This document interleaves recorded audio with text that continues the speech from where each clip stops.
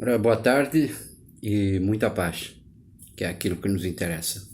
Que a gente esteja em paz conosco mesmos. Eu aqui quando fiz acho que o penúltimo vídeo, né, eu falei que eu ia... Foi quando eu fiz aquele vídeo sobre Deus e Jesus, né?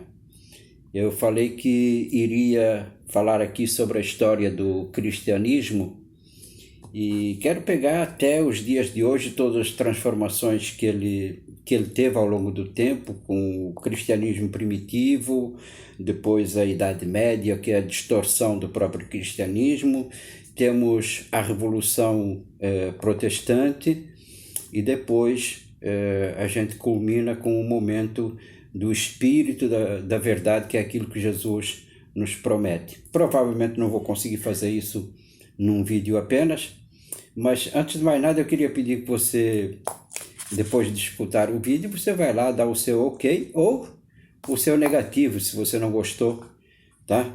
E se inscreva no canal. O meu canal não é monetizado, tá ok? É só apenas para a gente ter aqui um parâmetro das pessoas que estão assistindo o nosso vídeo.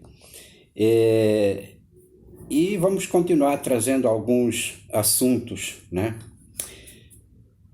Bom, então a gente vai até o momento em que Jacó ele tem um sonho, que é Deus que fala com ele e pede que ele pegue os filhos de Israel e os leve até o Egito. Ora, como vocês sabem, Jacó foi o terceiro profeta lá no Velho Testamento. Era neto de Abraão e filho de Isaac. E assim ele faz. No dia seguinte ele pega o seu gado todo e os seus pertences, pega os pertences de todo mundo pega os seus pertences e pegam o caminho então até o Egito. Ali eles absorvem principalmente a cultura dos egípcios. Agora, o povo hebreu, desde os seus primórdios lá com Abraão, era um povo monoteísta. E enquanto que os egípcios eram um povo politeísta. E aqui, por exemplo, quer queira, quer não, né? Eles eram escravos, eles se tornaram escravos. Ora, isso, quando eles mudam para o Egito, isso é 1.700 anos aproximadamente antes da era cristã. E ali eles ficam por 400 anos. E nesses 400 anos, quer queira, quer não, eles absorvem muito da cultura, né, do povo egípcio, inclusive a própria religiosidade. Claro que os hebreus já tinham uma organização religiosa diferente daquela que tinham os egípcios. Essa organização baseada no conceito de um único Deus. Mas o povo em si, que embora ao sair de Israel fosse um povo monoteísta, ele assume, quer queira que não, ele assume muitos dos costumes e assume também a religiosidade, que é a adoração dos deuses. Não por outro motivo, Moisés, ele recebe isso quando ele está na caminhada durante aqueles 40 anos de travessia do deserto até a terra de Canaã. Quando chegam ali no Monte Sinai, Deus chama a Moisés. Moisés leva consigo acho que 4 anciãos do Conselho de Anciãos. Ali ele fica por 40 dias e recebe então a tábua com os 10 mandamentos, que depois Jesus reduz a 2 mandamentos, né? Porque quando ele coloca os mandamentos que vão diretamente a Deus, ou não invocarás deuses, seja abaixo do céu ou da terra, ou acima da terra, não invocarás o nome de Deus em vão, os 10 mandamentos, né? E depois tem os 5 que vão de encontro às leis aqui da terra normais, né? Não matarás, não roubarás, não possuirás a mulher do próximo, etc. E Jesus, dentro desse princípio, né? Aqueles 5 mandamentos que vão diretamente a Deus, Jesus diz: amarás o teu Deus sobre todas as coisas. E aqueles 5 mandamentos que vão em direção ao homem, Jesus diz: ama o teu próximo como a ti mesmo. Diz mais, aí se encerra a lei e todos os profetas. Quer dizer, tudo aquilo que foi escrito ou que foi dito durante todo esse tempo estaria resumido ali. Quer dizer, embora sejam 2 mandamentos pequenininhos, mas tem uma profundidade e um alcance, um alargamento extraordinário, né? Não há como amar o próximo se a gente não se dedicar a ele, né? Diante de todas as dificuldades da vida, principalmente quando diz amar. O amor é a própria doação. Então, bom, estando ali o povo hebreu, há uma hora em que eles decidem sair do Egito. Tudo muito difícil, porque o faraó não queria que eles saíssem, vem então aquela história das 10 pragas, etc. Até que o faraó, vendo aquelas pragas, né, e que não atingiam os judeus, dá então a permissão para que eles possam sair do Egito. Temos a abertura do mar para que eles possam passar. Enfim, mas é bom que se diga, por exemplo, que Moisés ele orienta o povo no caminho em busca da terra de Canaã, que era a terra prometida, de onde eles já haviam saído havia 400 anos, né? Mas Moisés nunca chega a pisar em Israel. Moisés morre antes de adentrar em Israel. Segundo dizem os relatos bíblicos, ele morreu com 120 anos também. Caramba, também viveu demais, né? Se bem que o tempo não era contado como hoje, porque hoje nós usamos um tipo de calendário. Não sei qual era o calendário que se usava naquela época, né? Porque para ele morrer com 120 anos.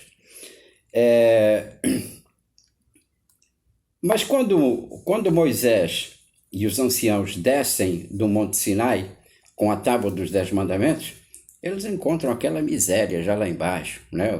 Durante 40 dias, sem o legislador ali, né?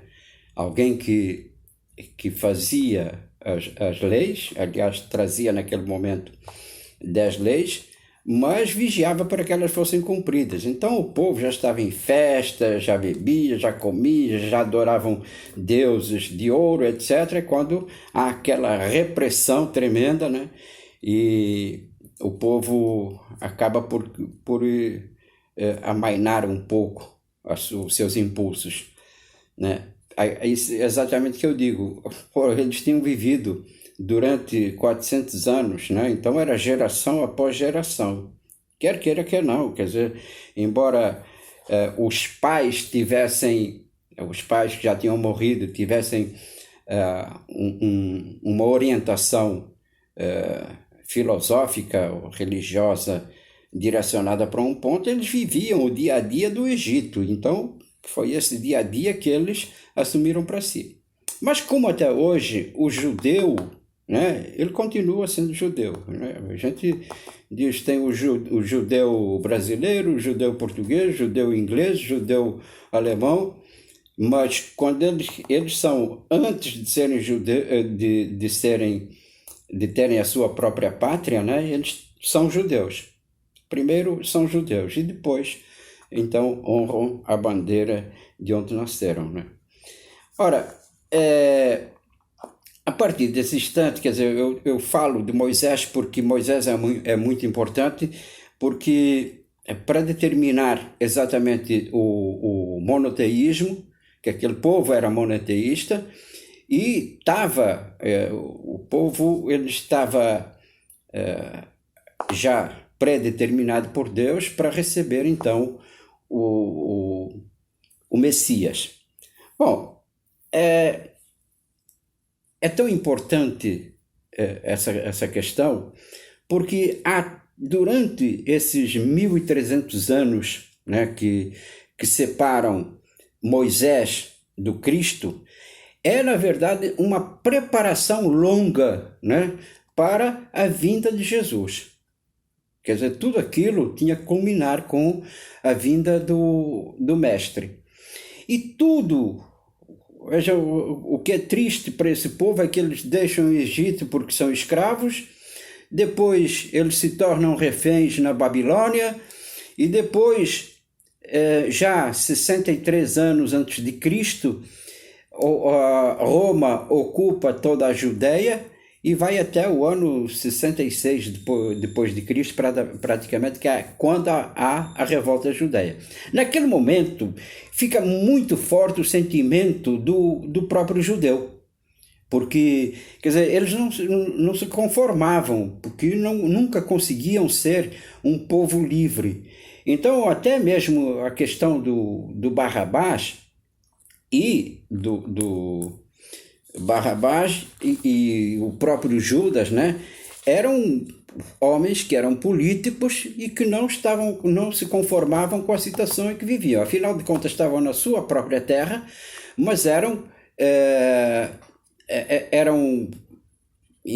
escravos daquele povo romano, né? Os romanos era só quererem um escravo, ia lá e ia buscar o escravo. Então, eles levam a cultura, mas levam o exército junto, levam a opressão, e o povo começa então a revoltar-se. No ano de 66 é quando há a revolta judaica, né? A revolta dos judeus, e eles acabam então os romanos acabam por se dispersar. A partir daquele instante, o Império Romano ele passa a ter uma queda, uma caída também,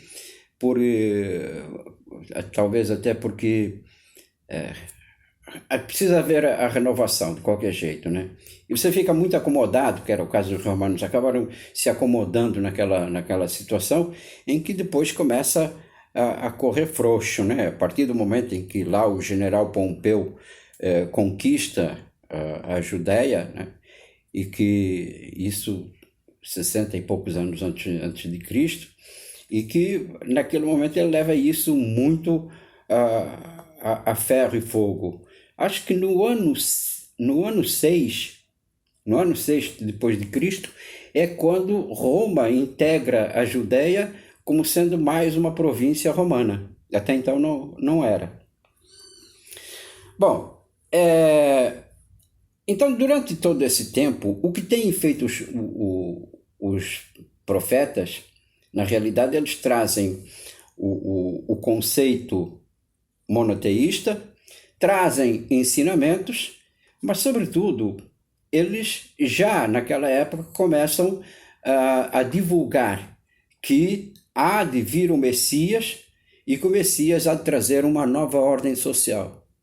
Veja bem, aqui é importante que se diga, Jesus ele precisa ser visto principalmente dentro de uma ordem, dentro de uma organização social e política, e não apenas religiosa. Muito embora o conceito de todo o seu trabalho foi unir-nos a Deus, essa união, ela, segundo Jesus, ela tem que ser feita a partir de uma união social. A religião, ela passa na realidade a ser, não é um meio, ela é o fim. O meio é a organização social dentro da fraternidade, do amor ao próximo, para chegar ao fim, que esse fim é a nossa união com Deus. Então, já em Malaquias, ele diz o seguinte, isso no capítulo 4, versículos 5 e 6. Eis que vos enviarei o profeta Elias, antes que venha o grande e terrível dia do Senhor. Ora, aqui, veja, Malaquias, isso no Velho Testamento. Há dois pontos aqui. Primeiro, ele nos leva a entender a questão da própria reencarnação, a ter certeza sobre a reencarnação tão discutida, né? Para uns ressurreição, para outros levantamento dos mortos, para nós, espíritas, é a própria reencarnação. Eu até falei no último vídeo que Mateus anota aqui no capítulo 17, versículos 10 a 13, salvo erro, que é quando Jesus pergunta aos discípulos: quem diz o povo que eu sou? Então ele diz o seguinte: uns dizem que és Elias, outros dizem que és João. Mas não seria lícito que Elias tivesse que vir primeiro? Por quê? Porque lá em Malaquias, no capítulo 4, versículos 5 e 6, está escrito que Elias teria que vir para preparar os caminhos do Senhor. Quando em Mateus, a anotação de Mateus, diz o seguinte: Pedro, quando se volta para Jesus, diz: mas eu sei, Senhor, que tu és o Filho de Deus, feito homem na terra. Jesus vira-se para ele e responde: bem-aventurado sejas tu, porque não é o corpo que te diz, mas sim meu Pai que está nos céus. Ora, continuando, eles entenderam que falava acerca de João Batista. Em João Batista, e agora, uma anotação de João, no capítulo 1, versículo 23, ele diz o seguinte: eu sou a voz que clama no deserto, fazei o caminho reto para o Senhor, como disse o profeta Isaías. Veja, Isaías diz que Elias teria que vir, né? E que, Malaquias diz que enviaria o profeta Elias e que vinha preparar o grande e terrível dia do Senhor, que era aquele dia em que Jesus é crucificado. Quando Jesus diz, em verdade vos digo, aqui em Mateus capítulo 17, em verdade vos digo que Elias já veio, ao contrário, vós não o reconhecestes e fizestes dele aquilo que quisestes, eles entenderam que falava acerca de João Batista. Quer dizer, Elias era João Batista. Quando Jesus sobe ao Monte das Oliveiras, né, ele está triste, está meio que melancólico, leva consigo, acho que é Pedro, Simão Pedro e André, e quando chegam ao sopé do monte, diz: fiquem aqui que eu vou orar e volto. E André vira-se para ele e diz assim: Senhor, quer que eu prepare aqui uma cabana para ti, outra para Abraão e outra para Elias? Por que ele falava aquilo se Jesus estava sozinho? Provavelmente, através da evidência, ele estava vendo que Jesus estava acompanhado com esses dois profetas, porque estava se preparando, na realidade, do dia que iria culminar com a prisão, a crucificação de Jesus. Por isso, Jesus estava, então,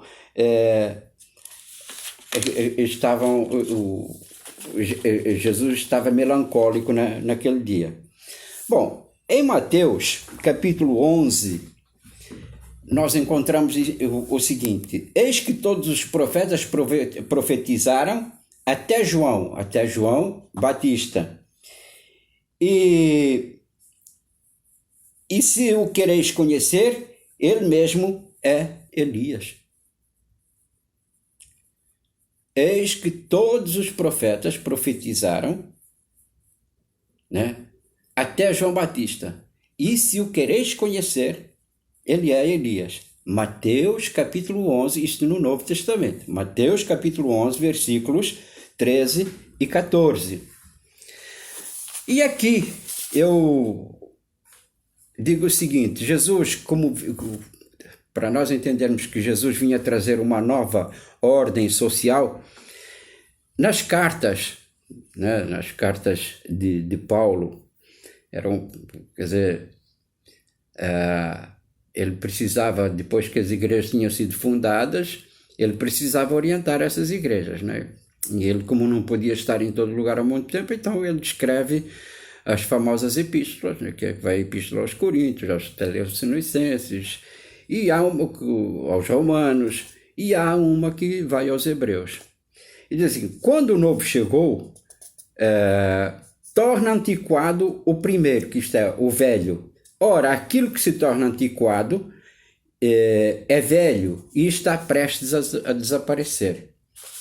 O que é que ele queria dizer com isto? O Novo Testamento chegava para trazer, os novos ensinamentos chegavam para trazer uma nova ordem. E que era praticamente uma lei, né? Então, é claro que não tinha como você... porque entre o Velho Testamento e o Novo Testamento há partes que se conflitam. Então, o que ele quer advertir, neste caso, aos hebreus, é que, olha, nós temos aqui os novos ensinamentos, e se alguma coisa não estiver de acordo com os antigos ensinamentos, deixai o velho, porque isso estará prestes a desaparecer. Vamos a um exemplo. Aquela mulher que está para ser apedrejada, né? Era a lei. A mulher que era pega em adultério, ela deveria ser apedrejada até a morte. Quando Jesus chega e diz, a lei, aqueles que estão rodeando a mulher, a lei determina que ela seja apedrejada. E tu, o que diz? Isso por quê? Porque Jesus havia dito o seguinte, não vim destruir a lei, vim dar-lhe cumprimento. Na realidade, colocavam Jesus numa situação ali que era uma sinuca de bico. Ora, Jesus percebendo aquilo, olha para eles e diz, olha, tudo bem, a lei diz que seja apedrejada, mas aquele que não tiver pecado que atire a primeira pedra. Então vejam que este exemplo aqui é um dos exemplos mais clássicos em que a lei antiga, a lei de Moisés e a lei de Cristo, elas se chocavam. Por quê? Porque Jesus dizia que devemos perdoar não apenas 7 vezes, mas sim 7 vezes 70 vezes. Essa é a questão. Então, esta lei, ela precisava ser mudada e este velho precisava desaparecer. Assim como o olho por olho, o dente por dente, Jesus conclama, né, o povo ao perdão e à fraternidade entre todos. Há situações, por exemplo, em que o colocam de tal forma à prova, e uma dessas é que, não contentes por estarem sob o jugo romano, é quando lhe apresentam, por exemplo, a moeda do censo, ou quando Jesus pede a moeda do censo. Mestre, é lícito pagar o tributo a César? Eles estavam na terra deles, mas tinham que pagar o imposto para César. E diz, dá cá uma moeda do censo. Aqui, de quem é a esfinge que está aqui? É de César. Então dá a César o que é de César e a Deus o que é de Deus.